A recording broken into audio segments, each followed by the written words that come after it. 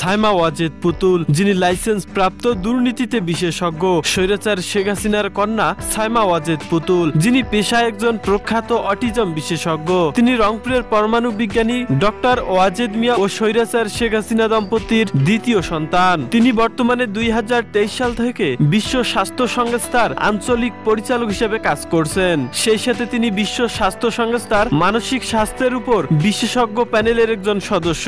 তার বর্তমান বয়স 51 বছর। তার স্বামীর নাম মাসরুর হোসেন মিতু। বাংলাদেশের অনেক রাজনীতিবিদ বলে থাকেন পুতুল একজন লাইসেন্স প্রাপ্ত মনোবিজ্ঞানী এবং দুর্নীতিবাজ। দর্শক, সেই সাথে পুতুলের শ্বশুর এদেশের নামকরা রাজাকার। পুতুলের স্বামী মাসরুর হোসেন মিতু এবং সজীব ওয়াজেদ জয় শেখ রেহেনার সাথে তাল মিলিয়ে এদেশ থেকে পাচার করেছেন কয়েক হাজার কোটি টাকা।